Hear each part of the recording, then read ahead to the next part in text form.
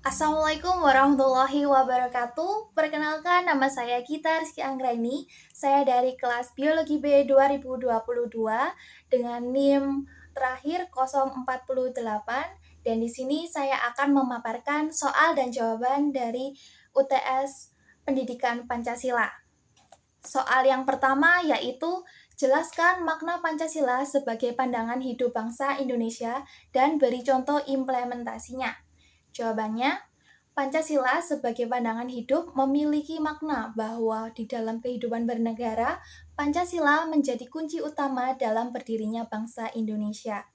Masyarakat memiliki cita-cita hidup yang adil dan makmur, dan hal tersebut telah tercantum dalam Pancasila, sehingga Pancasila diyakini kebenarannya oleh bangsa Indonesia dan kemudian dijadikan pedoman perilaku bagi warga Indonesia. Implementasinya adalah dengan kita menjadikan Pancasila sebagai pedoman hidup kita atau pandangan hidup kita, maka kita dapat menerapkan nilai-nilai Pancasila tersebut dalam kehidupan sehari-hari. Contohnya yaitu pada sila yang pertama, yaitu kita harus menghormati kepada sesama umat beragama.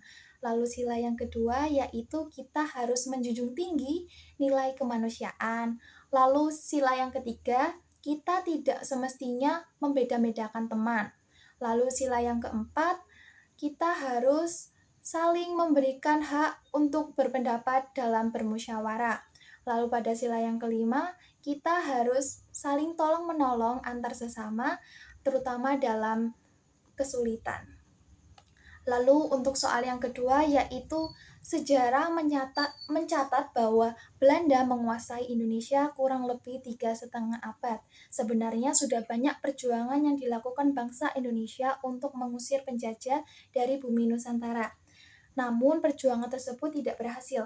Coba jelaskan apa yang menyebabkan perjuangan bangsa Indonesia tersebut tidak berhasil. Jawabannya adalah penyebab perjuangan bangsa Indonesia tidak berhasil pada saat itu terdapat beberapa faktor, yaitu mulai dari persenjataan, di mana pada saat itu persenjataan masih belum memadai, lalu kurangnya pendidikan, kemudian kurangnya rasa nasionalis, yaitu persatuan dan kesatuan, di mana antar daerah masih bersifat kedaerahan, sehingga mudah sekali untuk diruntuhkan atau bahkan diadu domba.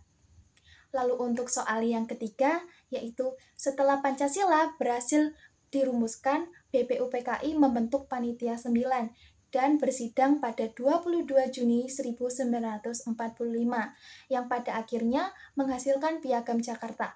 Namun piagam ini menuai pro dan kontra antara golongan nasionalis dan agamis.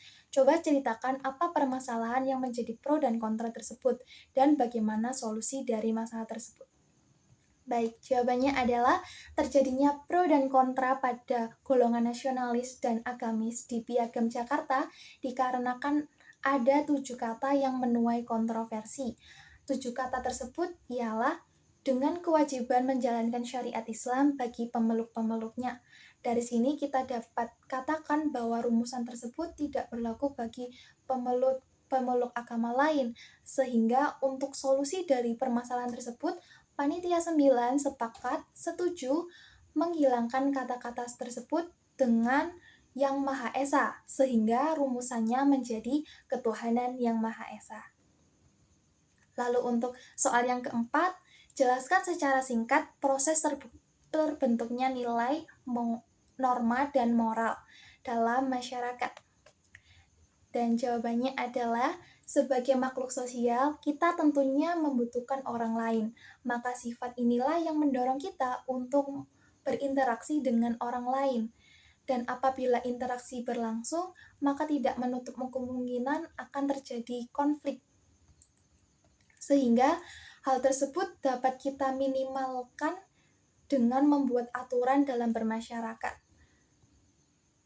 Aturan dalam masyarakat ini biasa kita kenal sebagai norma.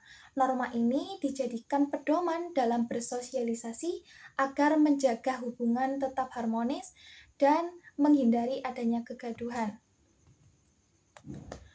Sehingga hubungan antara satu individu dengan individu lain ataupun individu dengan kelompok lain tetap berjalan dengan baik. Norma akan selalu berhubungan dengan moral. Maksudnya adalah ketika seseorang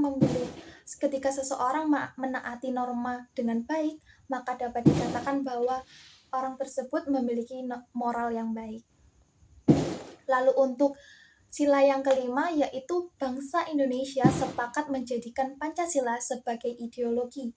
Namun ternyata di masyarakat juga berkembang ideologi lain selain Pancasila seperti ideologi liberal, kapitalis, sosialis, sampai ideologi yang berbasis agama.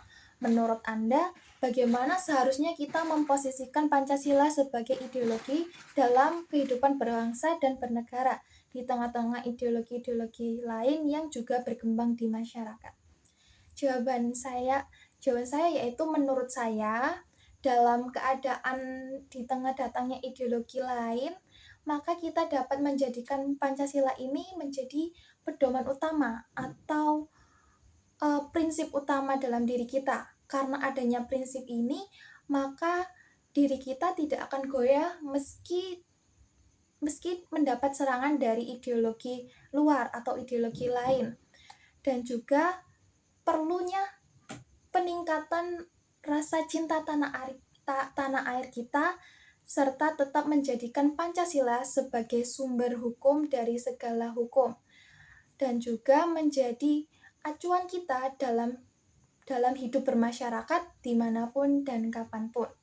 Itu menurut saya, dan sekian dari saya atas soal-soal UTS tersebut. Sekian dari saya, apabila ada salah kata mohon dimaafkan. Wassalamualaikum warahmatullahi wabarakatuh.